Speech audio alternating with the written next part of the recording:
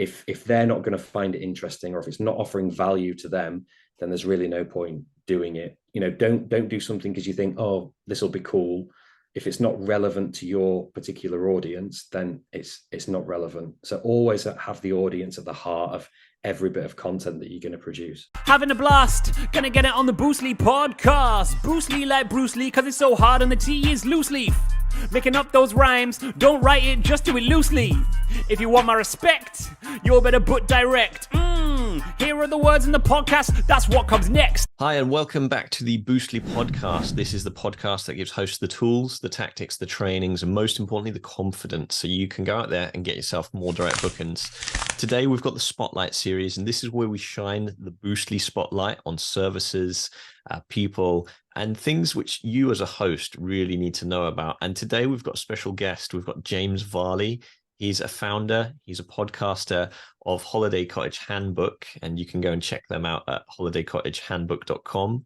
We're going to be learning what that is, how it can help you as a host, and really just diving into his experience and listening to his advice on the matter. So thank you for joining me today, James. It's a real pleasure, Liam. Thanks for having me. So James, I know I've given you a brief introduction, but can you give us kind of the elevator pitch? What is it that you do and whereabouts in the world are you based? I'm based just between Leeds and York, so in the north of England. In terms of Holiday Cottage Handbook, it's a communications platform, and we are dedicated to sharing valuable free education for short-term rental hosts, investors, and property managers, plus people in the industry. Our goal is to make it as easy as possible to start being a short-term rental host, and also to help people that are already in the industry to upskill with tips, trends, best practices. The goal really is to become the go-to place for the short-term rentals industry. But talk me through the history and really why you care about short-term rental. I think, first of all, to understand why I've set this up, you probably need to know about my career. So I've been in the media my entire career. I started off working in newspapers. I've worked for magazines. I've worked in radio, TV. And then for the last 10 years, I was working out in Qatar for the World Cup organizing committee, where I was managing corporate communications. So I'm all about the media, content, marketing, all this kind of stuff. I came to property when I was living in Qatar, really. That's when I started investing properly. And I started off investing in normal vanilla style buy-to-lets. But then a few years later, my daughter arrived, and the main reason for moving into short-term rentals was because as a family, we needed somewhere to stay in the UK. But also I could see the way the wind was blowing in terms of, the property situation in the UK, government making it harder and harder to make money from regular buy-to-let, short-term rentals exploding in popularity, obviously the prominence of Airbnb and then later Booking.com and all the other OTAs.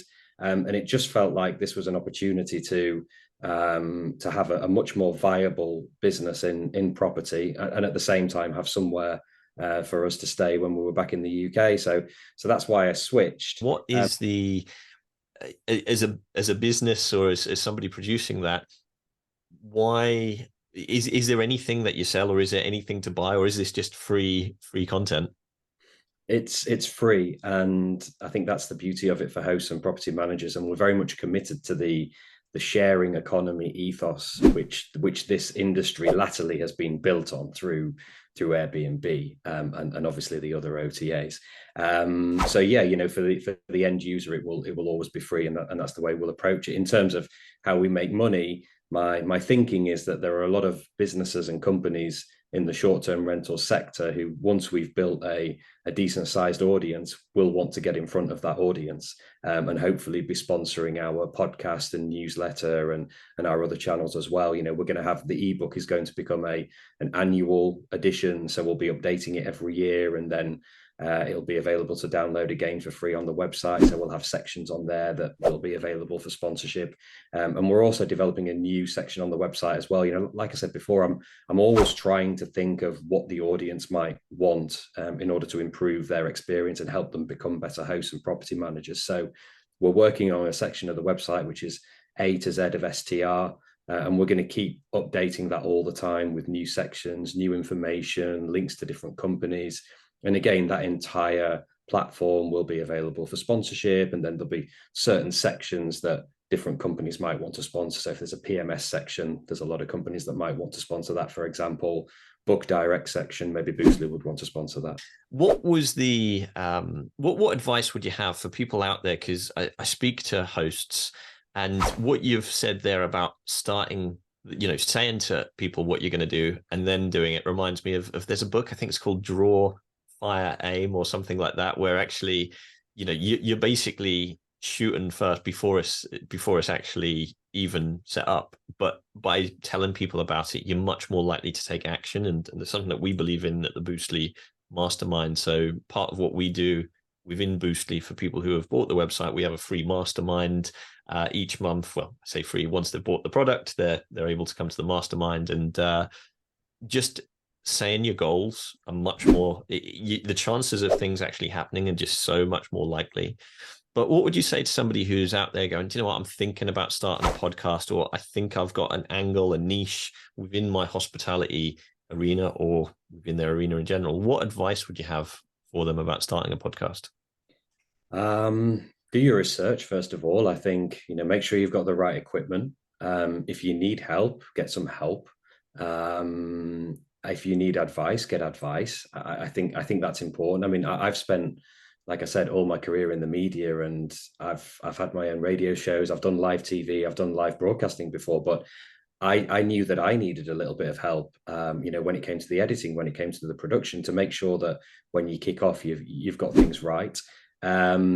In terms of the great thing about having a podcast is when you start, you might not have many listeners. You might have 5 downloads a week, 10 downloads the next week, but the golden thing about it is that you're meeting people and you're networking, and generally the people that you're interviewing for different companies are the founder or the CEO or a very senior person, and that gets you in front of those people. They're an unbelievable networking tool.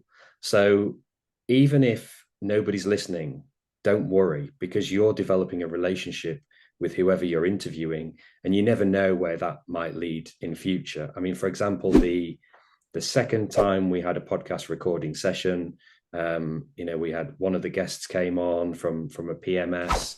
We had a great interview. I think he was really kind of inspired by it and just really enjoyed, being interviewed and talking about his company and, offering advice and this kind of thing. And then, as usual, after I've interviewed somebody on the podcast, I get in touch with them and thank them for coming on the show, and then say, hey, look, this is what we're doing at Holiday Cottage Handbook. These are some options for sponsoring the podcast or sponsoring newsletters. And the next day he came back and he said, look, I know you're just starting. I know you don't have hundreds of thousands of subscribers and followers right now, but I'm really inspired by your vision. I think it's great. And here's some sponsorship money to get you going. So, and that was before we'd even edited that podcast. So I think initially they're such an amazing networking tool. They're great for building your brand. And also, one thing that we're finding is that all the, your first couple of podcasts, they might not get loads of downloads, but once you hit a popular podcast or somebody comes on who's a big name, like Simon Lehman was definitely a big boost for us. He was, after 3 days of launching that episode, he was the most listens to podcast that we had. But then people were then finding the other episodes and they're going back and listening to the other ones. And the great thing about podcast is that, you might have 100 episodes before you hit something that's really popular. But once people find you, then they go back and start engaging with your other episodes and then your other content as well. So, don't worry about only having a few listeners at the start, because you're networking, you're building your business, you're building your brand, and you're building a body of content which will stand you in great stead in the future. What advice would you give yourself if you could go back to the start of your hosting days, or for somebody else who is just getting started? And I suspect I know what you're going to say, but let's see what it is.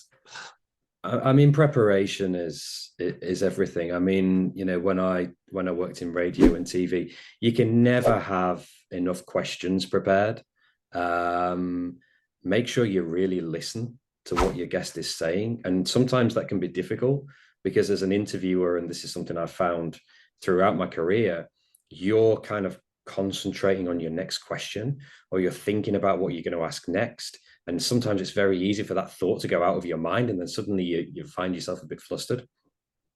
Be prepared, have stuff written down, but try your very best to listen, because I think sometimes in podcasts and interviews, if the interviewer isn't listening to somebody, it's really easy for the listener to then think, oh, I wanted to hear more about that, or why didn't he follow up about that, or why didn't he mention this? So be prepared, do your research, have loads of questions in front of you. And if you are prepared, then you are going to be in a position to listen to the person and to ask those follow-ups that you should want to hear as an interviewer, and also what your listeners are going to want to hear. And that probably follows on to another point, which I try to adhere to for every bit of content that we produce. Always have your audience at the heart of everything. You know,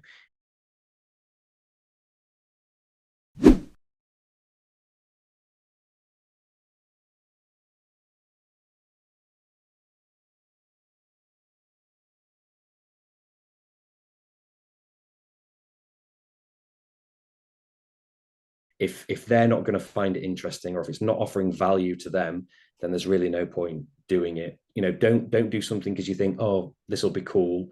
If it's not relevant to your particular audience, then it's not relevant. So always have the audience at the heart of every bit of content that you're going to produce. Having a blast, gonna get it on the Bruce Lee podcast. Bruce Lee like Bruce Lee, cause it's so hard and the T is loose leaf.